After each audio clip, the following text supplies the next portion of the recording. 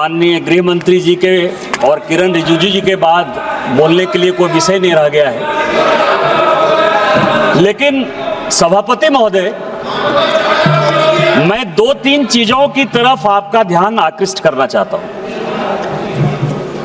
एक मुजफ्फर रिजवी जी ने एक शायरी लिखी कि लम्हों ने खता की है, सदियों ने सजा पाई। और क्या सजा है? ये पूरे दुनिया को जानने का सवाल है सर कि बड़ा चर्चा चल रहा है कि हिंदू वक्फ बोर्ड में क्यों आए। पैगंबर मोहम्मद साहब ने वक्फ करने के लिए कहा और मैंने सभी लोगों के भाषण सुने हैं। पहला वक्फ मोहम्मद साहब को जिसने किया वो ज्यूस था, वो यहूदी था चेयरमैन सर, और उसका नाम मुखेरक था। उसने अपने 7 बगीचे मदीना में मोहम्मद साहब को गिफ्ट किए। वो ऊद के मैदान में मारा गया और उसके बाद मोहम्मद साहब ने उसकी प्रॉपर्टी को जब्त करके पहला चैरिटेबल वक्फ स्टार्ट किया।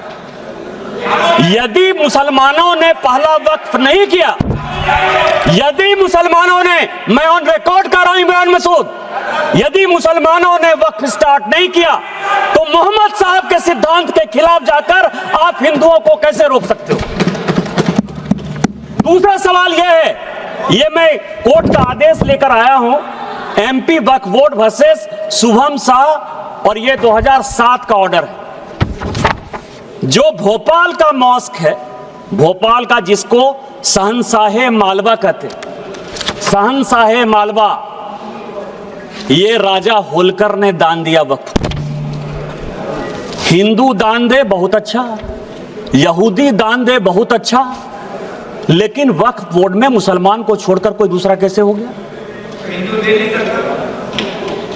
हिंदू ने दिया, हिंदू ने दिया। मैं उस पे आ रहा हूं।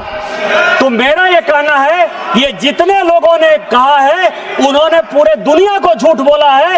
यदि वक्फ जियो ने स्टार्ट किया, यदि वक्फ की संपत्ति हिंदुस्तान में राजा महाराजाओं ने दी, तो किसी कीमत पर आप उसको, हिंदुओं को क्यों नहीं मेंबर बनाओगे? दूसरा सर, आज इस देश में फैसला हो जाना चाहिए।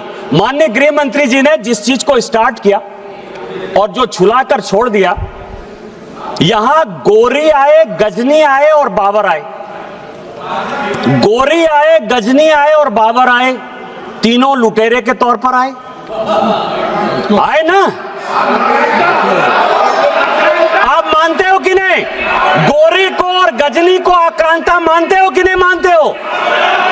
और यदि मानते हो तो हिंदुस्तान में सभापति महोदय, हिंदुस्तान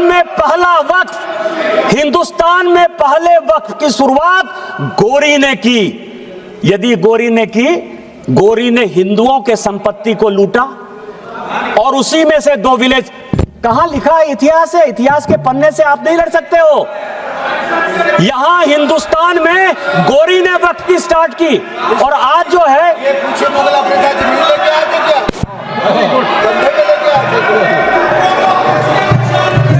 माननीय, मैं आप शहर को एड्रेस कीजिए, बाकी लोगों को। मैं सभापति महोदय, मैं दूसरी चीज आपको कह रहा हूं। इस देश में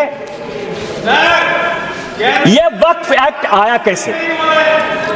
ये जिन्ना को पाकिस्तान बनाने का जिम्मेवार मानते हैं या नहीं मानते? पहले इन लोगों से ये पूछ लीजिए सर, फिर मैं बोलूंगा। यदि जिन्ना को मानते हैं, ये मैं पेपर लेकर आया हूं सर। 1910 में कांग्रेस पार्टी ने मुंबई से एक रिजर्व सीट जो मुस्लिम की गई, उससे जिन्ना को मेंबर ऑफ पार्लियामेंट बनाया, और उन्होंने 1911 में उन्होंने 1911 में मुसलमान वक्फ बोर्ड बनाया। ये प्राइवेट आदमी ने बनाया, जिन्ना ने बनाया, जिसने पाकिस्तान बनाया, और आज फिर वक्फ के नाम पर ये इस देश का बंटवारा करना चाहते हैं। दूसरा सर,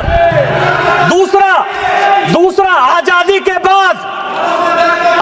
बाद यहां सभी मेंबर ऑफ पार्लियामेंट बैठे हुए हैं। सभापति महोदय, यहां सभी मेंबर ऑफ पार्लियामेंट बैठे हुए हैं। एक मेंबर ऑफ पार्लियामेंट बताए कि किसी का प्राइवेट मेंबर बिल पास हुआ है? एक मेंबर ऑफ पार्लियामेंट, यहां पार्लियामेंट में 77 से स्वागत बाबू बैठे हुए हैं। एक मेंबर ऑफ पार्लियामेंट बताए कि 77 के बाद से एक भी प्राइवेट मेंबर बिल पास हुआ है? मेरा पास हुआ है, इसलिए मुझे पता है कि मेरा रिजोल्यूशन पास हुआ है। क्या रिजोल्यूशन पास हुआ है? धारा 370 खत्म होना चाहिए, 35 से खत्म होना चाहिए, कश्मीरी पंडितों को अधिकार होना चाहिए। वो इसलिए पास हुआ कोई भारतीय जनता पार्टी की आइडियोलॉजी थी। मैं भारतीय जनता पार्टी का सांसद था, सरकार उसको पास कराना चाहती थी, इसलिए पास हो गया। ये जो 1954 का वक्फ एक्ट है, 1952 में सभापति महोदय काजमी साहब लेकर आए। एक प्राइवेट आदमी प्राइवेट बिल लेकर आया, और उसके लिए जब ये बिल पास हो गया तो सेलेक्ट कमेटी बनी, और उस सेलेक्ट कमेटी के जो मेंबर थे, अमजद अली, आप मुसलमानों की बात करते हो, 2 लोगों ने डिसेंट नोट दिया। एक का नाम था मोहनलाल सक्सेना और दूसरे का नाम था अमजद अली।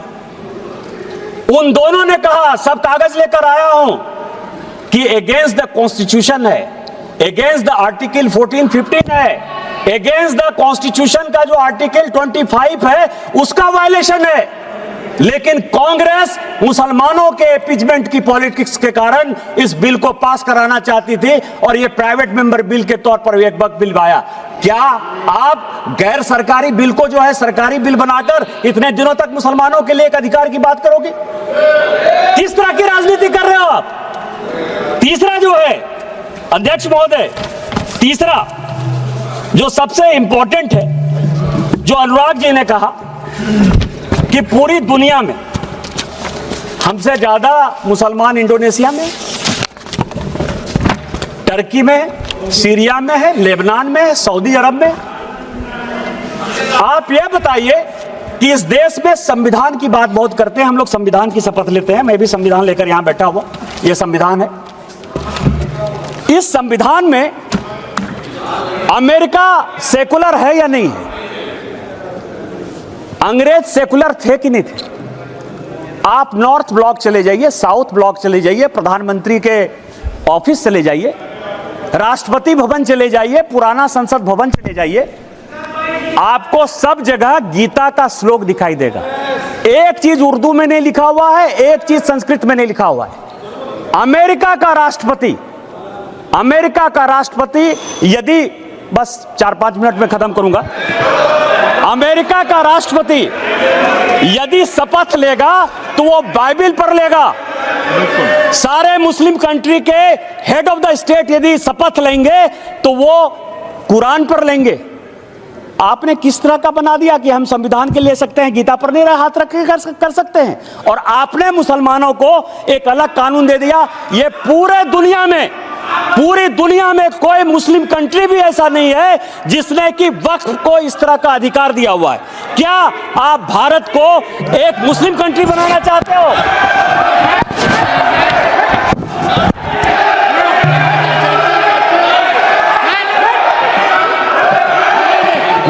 मैं सभापति महोदय इस सदन की जानकारी के लिए 1947 में जब जवाहरलाल नेहरू ने शपथ लिया ना प्रधानमंत्री पद का, तो यह संविधान नहीं था। उन्होंने गीता पर हाथ रखकर जो है शपथ लिया था प्रधानमंत्री का। उनको आप सेकुलर मानते हो कि नहीं मानते हो? मैं भी पूरा पढ़ के आया। गीता पर हाथ रखकर, यह संविधान की शपथ नहीं ली थी नेहरू ने, उन्होंने गीता की शपथ खाई थी। क्या आप उनको सेकुलर मानते हो कि नहीं मानते हो? तीसरा सर, ये जो वक्फ है, अभी बहुत चर्चा चली सर कि वक्फ में वक्फ अलग है, रिलीजन अलग है। सुखदेव जी बैठिए, सुखदेव जी बैठिए। सभापति महोदय, मेरे यहां 12 ज्योतिर्लिंग का एक ज्योतिर्लिंग है। विधानसभा ने कानून बनाया है और उसका सचिव मेंबर ऑफ पार्लियामेंट होने के नाते मैं उसका ट्रस्टी हूं। मेरे पहले जो सांसद थे फुरकान अंसारी, वो उसके ट्रस्टी थे, और अभी 6 महीने पहले तक हाफिजुल हसन, एक मुसलमान, हमारे बैद्यनाथ ट्रस्ट का सेक्रेटरी है। आप किस तरह की बात कर रहे हो? आपका तो एक उदाहरण दे दो। मैंने दे दिया उदाहरण, मेरा ही उदाहरण है, और आज आप इस तरह की बात करते हो। तीसरा सर, बस चेयरमैन सर, दो चीजें और भी बहुत इंपॉर्टेंट है, मैं लेकर आया हूं सर। एक इवैक्यू प्रॉपर्टी एक्ट बना। जब भारत और पाकिस्तान का बंटवारा हुआ, ये चर्च की ये जो संपत्ति है सर वक्फ की, 39 लाख एकड़ कैसे हो गए और कहां डिस्प्यूट है। जब भारत पाकिस्तान का बंटवारा हुआ सभापति महोदय, तो जो यहां से भारत के लोग पाकिस्तान गए या पाकिस्तान के लोग जो यहां आए, उसमें जमीन का भी आदान प्रदान हुआ, और यह तय हुआ, और यह हाउस को जानने वाली बात है कि जो भी पाकिस्तानी यहां से गए, उनकी प्रॉपर्टी इवैक्यू प्रॉपर्टी एक्ट में भारत सरकार की होगी।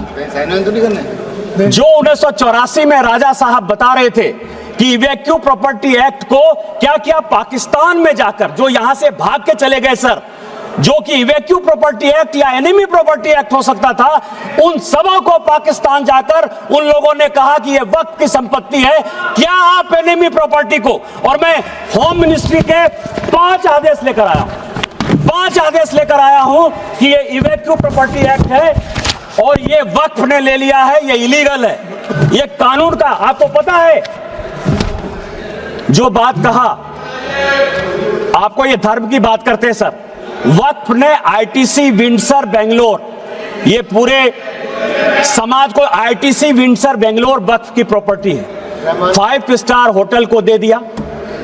वहां जो है सुअर लोग खाते हैं। किस वक्त की बात करते हो? किस वक्त की बात करते हो? 12,000 किराया देता है, 50,000 किराया देता है। यहां ताज मानसिंह है सर, एनडीएमसी की प्रॉपर्टी है, 150 करोड़ रुपया साल में ताज भारत सरकार को देती है। और बेंगलोर में वक्त की प्रॉपर्टी आईटीसी विंडसर केवल 50,000 रुपया महीना में जो है अपना व्यापार चलाती है और सुअर खिलाती है लोगों को। किस तरह की बात करते हो? यही वक्त कानून तुम लागू करना चाहते हो? इसी तरह की बात करना चाहते हो? बस 2 मिनट में मैं खत्म करूंगा। मैं केवल ये करूंगा कि यहाँ तेलंगाना गवर्नमेंट है सर, तेलंगाना में ये और भी जानने की बात है, हैदराबाद में यहाँ बहुत आंध्र प्रदेश आंध्रा के हैं, म्युनिसिपल कॉर्पोरेशन आंध्रा ने 20 साल तक टेंडर फाइनल नहीं हुआ, क्योंकि जो राजा की संपत्ति थी, जो कि भारत सरकार या तेलंगाना सरकार की संपत्ति होती, उसको वक्फ ने ले लिया। ये सुप्रीम कोर्ट का आदेश है। सुप्रीम कोर्ट ने यह कहा कि 50,000 की प्रॉपर्टी, कम से कम 1500 एकड़ जमीन हैदराबाद शहर में जबरदस्ती वक्फ ने ले ली है। क्या इसी तरह का कानून आप लागू करना चाहते हो? मैं अंत में यही कहूंगा कि चाहे एनिमी प्रॉपर्टी हो, चाहे इवैक्यू प्रॉपर्टी हो, वो भारत सरकार की प्रॉपर्टी है, और आप ये वक्फ के नाम पर नफरत फैलाने की कोशिश करते हो। आपने जो है इस देश को वोट बैंक की पॉलिटिक्स में मुसलमान की पॉलिटिक्स बना दिया है, हिंदुओं से आपका कोई लेना देना नहीं है। मैं अंत में केवल यही कहूंगा कि मैंने समंदर से सीखा है जीने का तरीका, चुपचाप से कहना, बहना और अपनी मौज में रहना, और अपनी मौज में भारतीय जनता पार्टी आगे बढ़ेगी, वक्त को पास करेगी, और हम जो है हिंदू मुस्लिम के बंटवारा को नहीं होने देंगे, एक अलग देश नहीं बनने देंगे, और इस कानून को पास कराएंगे। और संविधान का जो आर्टिकल 49 है, जो ये कहता है कि कोई भी प्रॉपर्टी जो भारत सरकार की है, एएसआई की है, उसका रखरखाव भारत सरकार करेगी। हम एएसआई की संपत्ति आपको नहीं लेने देंगे। इस संविधान की रक्षा करेंगे, भारत की रक्षा करेंगे, और माननीय प्रधानमंत्री जी के रहते सबका साथ सबका विकास के मापदंडों पर खरा उतरेंगे। इन्हीं शब्दों के साथ जय हिंद जय भारत। चेयरमैन सर, मुझे बोलने का मौका दिया वक्फ बोर्ड के इशू पे अपने पार्टी जेएमएम के तरफ से। मैं इस विधेयक का विरोध करने के लिए खड़ा हुआ हूं। और कानूनी दावपेच पे बड़े सभी लोगों ने बिंदुवार बातों को रखा है, मैं उन सभी चीजों को दोहराऊंगा नहीं। लेकिन जो सरकार ये कह रही है उनके क्या मंशा है उसको थोड़ा सा मैं दर्शाना चाहता हूं कि किसी समाज के लोग वो किस तरह से अपने जमीन को या किस तरह से दान करे, किस तरह से धर्म का काम करे, अब उस पे भी इस देश में जो है डायरेक्शन दिया जाएगा। अगर लैंड इशू सेक्युलर है और जो भी लैंड है वो इंडिया का है, ये बात हमें भी समझ में आती है, चाहे वो सरकारी जमीन हो, गैर सरकारी जमीन हो, किसी की भी जमीन हो, सब भारत देश के अंदर ही आते हैं। लेकिन भारत देश के अंदर चाइना इतना अंदर घुसे चला जा रहा है, इतना सारा आपका जाकर के वहां पे बिल्डिंग्स बन रही है, आर्टरी वो लोग ला रहे हैं, उस पे जो है ये लोग कहीं बोलने नहीं जाएंगे। यूएसए में जाकर के हमारे जो नेता हैं, जिस तरह से हमारे देश और सम्मान को जो है वहां पे कहिए कि एक तरह से बेइज्जत करके आ गए। जो सीना ठोक के बात हो रही थी ना, सीना ठोक के बात वहां होनी चाहिए थी। अगर सही तौर पे यहां अपने देश के माइनॉरिटी के ऊपर जिस तरह से दबाव और दबिश ये आप दिखाना चाहते हैं कि आप हमारे नहीं तो सनम, आप किसी के भी सनम रहने लायक नहीं रहोगे। और जहां पे इन्हें बोलनी चाहिए थी वहां बोल के नहीं आए, और जो देश की स्थिति वहां पे इन्होंने दिखाई, हम बहुत कमजोर दिखे। और लगातार जिस तरह से कोशिश हो रही है, आज एक माइनॉरिटी कम्युनिटी के ऊपर ये प्रयास कर रहे हैं, आगे किसी और पे भी होगा, बाद बाकी लोगों पे भी होगा। और जितने भी देश के विजिट्स हुए और इनके उद्योगपति दोस्तों को जितने भी आपके जाके ठेके पट्टे मिले, इस पे एक ही बात कहा जा सकता है कि नेशन फर्स्ट कभी इनका एजेंडा नहीं रहा है, फ्रेंड फर्स्ट रहा है। और चाहे वो रेलवे रहे, चाहे वो आपका जाके आर्मी की जमीन रहे, और आज वक्फ बोर्ड का जो ये कानून में बदलाव हो रहा है, ये भी उसी दिशा की ओर ही जा रहा है। और कॉन्स्टिट्यूशन की अपहोल्ड करने की बात, महिलाओं की बात, बच्चों की बात की जा रही थी। मणिपुर की जो स्थिति रही देश के अंदर ही महीनों, वहां पे कहां पे ये महिलाओं को बचाने गए, कहां बच्चों को बचाने के लिए गए? सिर्फ यहाँ पे घंटों भाषण देने से थोड़े ना हो जाता है। जो स्थिति मणिपुर के अंदर, देश के बाहर की तो छोड़िए, देश के अंदर की स्थिति थी वो, और वहां की जो स्थिति रही उसको हम लोग भली भांति देखे कि वहां पे किस तरह से लोगों को तकलीफ झेलनी पड़ी। शुगर कोटिंग करने से कॉन्स्टिट्यूशन, वुमेन अपलिफ्टमेंट, बच्चों की सुरक्षा, अनाथों की सुरक्षा, इन सब बातों से इनका कोई सरोकार नहीं है सर। मैं ये कह सकता हूं कि कोई भी रिलीजन यहां इस देश में फॉलो करे, ये कॉन्स्टिट्यूशन, ये हमारी कॉन्स्टिट्यूशन की तरफ से अधिकार मिला हुआ है कि हम धर्म करें, कर्म करें, डोनेट करें, लेकिन उसमें भी आज अब इन्हें जो है दिक्कत होने लगी है। और ये जिस तरह से कह रहे हैं कि हम जो कर रहे हैं वही सबसे सही, और हम इतने सालों के बाद जो संशोधन लाए हैं, हमारी जो सोच है बहुत अच्छी है, उस सोच के ऊपर मैं उंगली उठाना चाहता हूं। क्योंकि इनकी जो सोच है, अगर जैसे इन्होंने कहा कि कोई भी लैंड का इशू जो है वो स्टेट का इशू रहता है, तो स्टेट के भी तरफ से सजेशंस लिए जाने चाहिए थे, उनको जो इनकॉर्पोरेट करना चाहिए था। जेपीसीसी की जो जॉइंट पार्लियामेंट्री कमेटी की जो रिपोर्ट्स थी, या फिर उनके जो सजेशन रहे, उनको यहाँ पे इनकॉर्पोरेट नहीं किया गया। और सर थोड़ा सा समय दीजिए, अपने बात को रखना चाहूंगा कि जेपीसीसी के बातों को भी इनकॉर्पोरेट नहीं किया गया। इतने सारे मुद्दे पुराने रहे, उन सब पे इनका नजर नहीं गया 10 साल तक पे। बेरोजगारी पे नहीं गया, आपका जाके रोजगार देने पे नहीं गया, महंगाई देने पे नहीं गया। लैंड का इशू आया तो इनका नजर जरूर गया। और ये भी कहूंगा कि रेलवे का सबसे ज्यादा जमीन आपका जा करके, आर्मी का सबसे ज्यादा जमीन, इसके बाद वक्फ बोर्ड की बात कही कि सबसे ज्यादा जमीन, लेकिन 10 सालों में किस पार्टी ने सबसे ज्यादा जमीन बनाया इस देश में, ये सभी यहाँ के सदन के और सदन के बाहर के लोग भी जानते हैं। और 4 पंक्ति लास्ट में करके मैं समाप्त करना चाहूंगा। जो आज ये लोग दर्शा रहे हैं उसके ऊपर, गाली को प्रणाम समझना पड़ता है, मधुशाला को धाम समझना पड़ता है, आधुनिक कहलाने के अंधी जिद में रावण को भी राम समझना पड़ता है। बहुत बहुत धन्यवाद। माननीय श्रीमती कमल